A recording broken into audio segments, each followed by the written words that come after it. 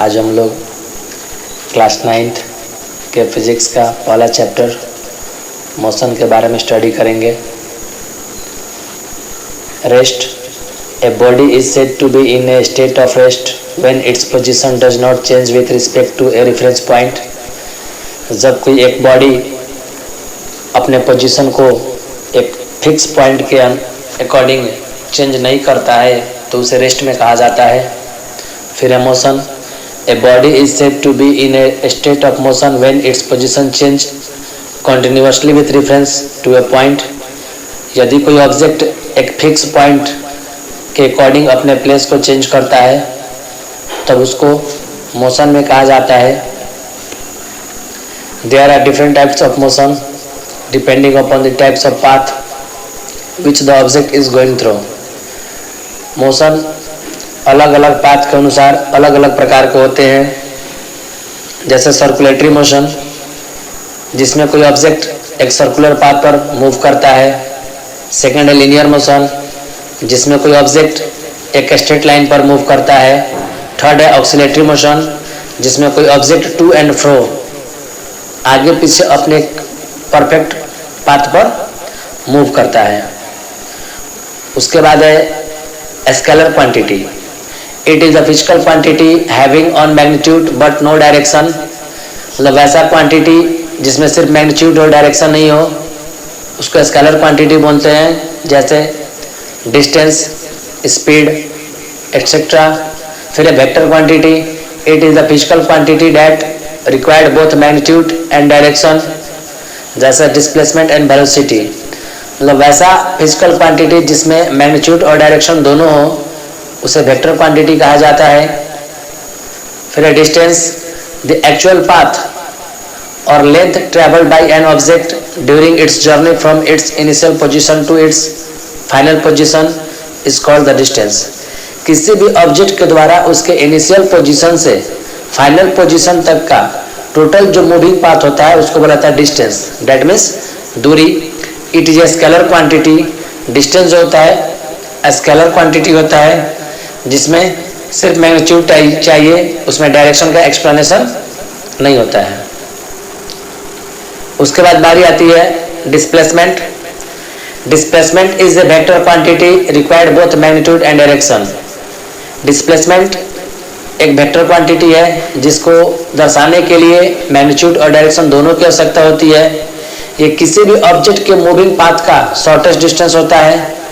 Displacement zero भी हो सकता है। जैसे यदि कोई ऑब्जेक्ट वन प्लेस टू चलकर रिटर्न उसी प्लेस तक आ जाए तो टोटल डिस्टेंस तो आएगा बट इनिशियल पोजीशन तक आने के कारण उसका डिस्प्लेसमेंट जीरो हो जाएगा। फिर है difference between distance and displacement. मतलब डिस्टेंस और डिस्प्लेसमेंट के बीच क्या डिफरेंस है। तो सबसे पहले डिस्टेंस, ये जो होता है किसी भी मूविंग ऑब्जेक्ट का टोटल ट्रैवलिंग पाथ होता है, और डिस्प्लेसमेंट जो होता है किसी भी ऑब्जेक्ट का इनिशियल और फाइनल पॉइंट का शॉर्टेस्ट डिस्टेंस होता है। डिस्टेंस एक स्केलर क्वांटिटी है और डिस्प्लेसमेंट वेक्टर क्वांटिटी है। डिस्टेंस ऑलवेज पॉजिटिव होता है, ये कभी नेगेटिव और जीरो नहीं हो सकता है। डिस्प्लेसमेंट पॉजिटिव, नेगेटिव और जीरो तीनों ही हो सकते हैं। डिस्टेंस डिस्प्लेसमेंट के इक्वल हो सकते हैं जब लीनियर पाथ में कोई ऑब्जेक्ट मूव करता हो, but displacement can be equal to the distance. Always distance के इक्वल होगा या उसके मूविंग पाथ से कम होगा। मोशन दो प्रकार के होते हैं, uniform and non uniform motion. Uniform motion when a body travels equal distance in equal interval of time then its motion is said to be uniform motion. यदि कोई ऑब्जेक्ट इक्वल टाइम इंटरवल में equal distance travel करता है तब उसके motion को uniform motion कहा जाता है। यूनिफॉर्म मोशन का जो ग्राफ होता है एक स्ट्रेट लाइन होता है, जैसा कि आपके बगल के फिगर में दर्शाया गया है। उसका होता है non uniform motion. In this type of motion the body will travel on equal distance in equal interval of time. मतलब किसी भी ऑब्जेक्ट के द्वारा जो टोटल डिस्टेंस ट्रैवलिंग होता है अनइक्वल टाइम में, मतलब असमान अंतराल में जब एक समान होता है तो उसे नॉन यूनिफॉर्म मोशन कहते हैं। जैसे ग्राफ में एक कर्व दिखाया गया है एक में स्पीड इंक्रीज कर रहा है तो इसमें टाइम इंक्रीज कर रहा है। Non uniform motion of two types. First है एक्सेलरेटेड। यदि अकॉर्डिंग टू टाइम किसी ऑब्जेक्ट का मोशन इंक्रीज करता है तब उसके मोशन को एक्सेलरेटेड बोला जाता है, और जब किसी ऑब्जेक्ट का motion according to time decrease करता है तब उसके मोशन को डी एक्सेलरेटेड बोला जाता है। उसके बाद है speed. The measurement of distance travel by a body per unit time is called speed. किसी भी ऑब्जेक्ट के द्वारा यूनिट टाइम में जो डिस्टेंस ट्रेवल किया जाता है उसको स्पीड बोला जाता है। स्पीड इक्वल टू होता है डिस्टेंस बाय टाइम। स्पीड को v से डिनोट करते हैं, डिस्टेंस को s से और टाइम को t से, तो इक्वेशन बनता है v बराबर s बाई t। ऐसा unit of speed metre per second. If a body is executing uniform motion, then there will be a constant speed of uniform motion. यदि कोई ऑब्जेक्ट सेम टाइम इंटरवल में same distance travel करता है तो उसका उस body का uniform motion uniform speed के एकदम कांस्टेंट स्पीड, उसका स्पीड ना इंक्रीज करेगा ना डिक्रीज करेगा। If a body is traveling with non-uniform motion, then the speed will not remain uniform but have the different value throughout the motion of such body. यदि कोई object non uniform motion में motion करता है तो उसका कभी time change होगा तो कभी डिस्टेंस चेंज होगा, जिसके कारण जो उसका रिजल्टेड स्पीड है वो भी नॉन यूनिफॉर्म हो जाएगा। For non uniform motion average speed describe a single value of speed through out the motion of the body. जैसे कि यदि कोई ऑब्जेक्ट नॉन यूनिफॉर्म मोशन करता है, कभी टाइम बढ़ता है तो स्पीड घटता है, डिस्टेंस घटता है, डिस्टेंस बढ़ता है तो स्पीड घटता है, उस कंडीशन में उस ऑब्जेक्ट का average speed total distance travelling by total time taken के द्वारा फाइंड किया जाता है। फिर है velocity. It is a speed of body in given direction. यदि कोई ऑब्जेक्ट एक दिए गए डायरेक्शन में मोशन करता है अकॉर्डिंग टू टाइम, देन उसका speed will be set to the velocity, तब उसको वेग कहा जाता है। Velocity equal to displacement by time. Velocity is a vector quantity. Its value change when either its magnitude and direction change. यदि किसी भी ऑब्जेक्ट के द्वारा मैग्नीट्यूड और डायरेक्शन में चेंज किया जाता है तब वेलोसिटी का वैल्यू चेंज होता है।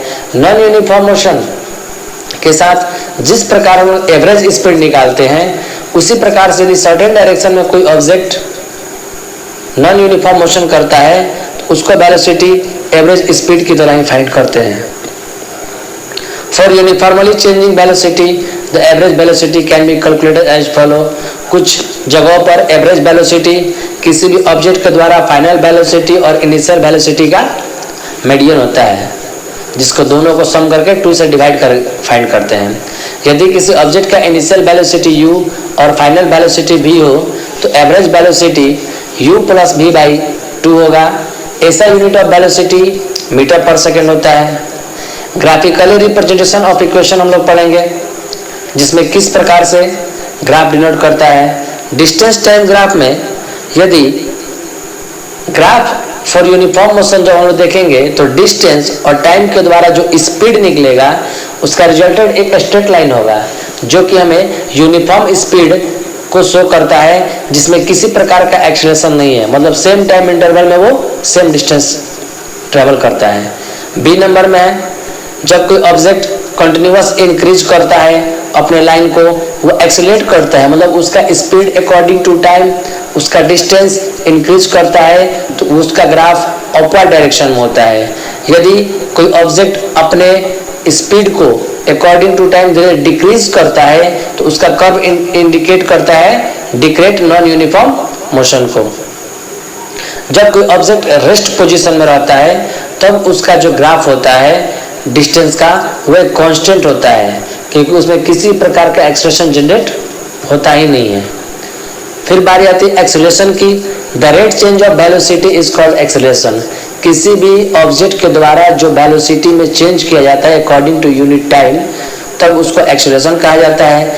Acceleration is denoted by the A. Acceleration को ए से डिनोट किया जाता है। यदि किसी ऑब्जेक्ट का फाइनल वेलोसिटी भी इनिशियल वेलोसिटी u हो और टाइम टेकन t हो, then there acceleration a equal to v minus u by t। ऐसा unit of acceleration is metre per second square. और जब एक्सेलरेशन निगेटिव होता है then its will be say deceleration, उसको मंदन कहा जाता है। यदि किसी ऑब्जेक्ट का स्पीड पहले हाई हो फिर धीरे धीरे लो होते जाए तो उस समय जो एक्सेलरेशन प्रोड्यूस होता है उसको डी एक्सेलरेशन बोला जाता है। इक्वेशन ऑफ मोशन 3 प्रकार के होते हैं, उनको ग्राफिकली मेथड से प्रूव किया जाता है, जिसमें पहला इक्वेशन होता है v बराबर u plus AT, second equation होता है s बराबर ut plus half AT square and third equation होता है b square equal to u square plus 2as। तीनों ग्राफिकली मेथड के इक्वेशन को एक ही फिगर के द्वारा, उनका लैंग्वेज सेम होगा, सिर्फ प्रूविंग का थ्योरी जो होगा अलग अलग होगा। तो ग्राफिकली मेथड से सबसे पहले प्रूव करते हैं v बराबर u प्लस AT, जिसके नीचे कॉर्नर में उसका फिगर दिया हुआ है जिसका डिस्क्रिप्शन है, suppose a body has initial velocity u at point A, मतलब कोई ऑब्जेक्ट A पॉइंट से अपने इनिशियल वेलोसिटी u से मूव करना स्टार्ट करता है और its velocity change to be at a point B, और उसका वेलोसिटी इंक्रीज करते हुए B पॉइंट तक v हो जाता है और उसके द्वारा लिया गया टाइम टेकन t होता है। ऐसे बॉडी के लिए acceleration change in velocity by change in time, तो acceleration a equal to OB minus OA by OC minus 0। Picture के अनुसार OB equal to v, OA equal to u and OC equal to t, जहाँ में मिलेगा a बराबर v minus u by t। जब हम उसको क्रॉस मल्टीप्लिकेशन से राइट साइड से लेफ्ट साइड ले जाते हैं तो हमें इक्वेशन मिलता है v बराबर u प्लस AT।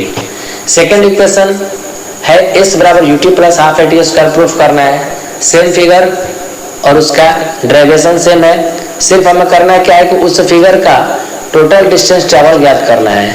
तो ग्राफिकली मेथड में किसी भी ऑब्जेक्ट के टोटल डिस्टेंस ट्रैवल उस ग्राफ का कुल एरिया होता है, तो उस ऑब्जेक्ट के द्वारा कुल एरिया जो ऑक्युपाइज है वो एक ट्रेपेजियम OABC बनता है, जिसमें एक रेक्टेंगल है OADC और फिर है एक ट्रायंगल ABD, दोनों के एरिया को ऐड करते हैं। तो area of rectangle length OA, breadth AD और area of triangle 1/2 base AD और हाइट BD, जहाँ OA का वैल्यू U, AD का वैल्यू T प्लस 1/2 AD का वैल्यू T और BD का वैल्यू बाय फिगर आप लोग केयर कीजिएगा तो आएगा v minus u।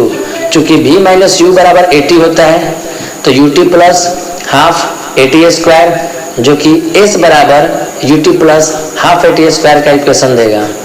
Third equation of motion v square बराबर u स्क्वायर प्लस 2as, इसमें भी उस ग्राफ के द्वारा ट्रैवलिंग की गई टोटल डिस्टेंस s निकालेंगे, जो कि एरिया ऑफ ट्रेपेजियम OABC का होगा। एरिया ऑफ ट्रेपेजियम होता है sum of parallel side into height by 2, जहाँ OA प्लस BC का वैल्यू है u प्लस b और OC है t बाई 2। फिर s बराबर v प्लस u, चूंकि t का value v minus u by a होता है तो v प्लस u और v minus u a plus b into a minus b के फॉर्मूला पर v square minus u square हो जाएगा और नीचे में 2a। जब क्रॉस मल्टीप्लिकेशन करते हैं तो 2as बराबर v square minus u square, और जब v स्क्वायर को राइट साइड लाते हैं तो हमारा इक्वेशन मिलता है v स्क्वायर बराबर u स्क्वायर प्लस 2as। यदि कोई ऑब्जेक्ट एक सर्कुलर पाथ पर मोशन करता है तो किसी भी ऑब्जेक्ट द्वारा एक सर्कुलर पाथ पर मोशन करने का प्रोसेस को सर्कुलर मोशन बोला जाता है। If a body is moving in a circular path with an uniform speed, then is said to be executing uniform circular motion। यदि कोई ऑब्जेक्ट किसी सर्कुलर पाथ पर एक कंटिन्यूअस स्पीड के द्वारा डायरेक्ट चलते रहता है तब उसके मोशन को यूनिफॉर्म सर्कुलर मोशन कहते हैं। ऐसे मोशन में स्पीड में भी same through out the motion, पूरे मोशन के दौरान स्पीड सेम रहता है but velocity is different in it and every point of its motion, क्योंकि यहाँ पे हर पाथ पे हर कॉर्नर पे उसका डायरेक्शन चेंज होता रहता है, इसलिए उसका वेलोसिटी भी चेंज होगा। दस uniform circular motion is an accelerated motion, इसमें जो होता है हमेशा इंक्रीजिंग होता रहता है। ये था चैप्टर 1 के थ्योरीज जो फिजिक्स 9th क्लास के बच्चों के लिए मोस्ट इंपॉर्टेंट है। इसके बाद न्यूमेरिकल्स आपको अगले चैप्टर में उसको पूरा न्यूमेरिकल्स जो होगा नेक्स्ट वीडियो में बनाकर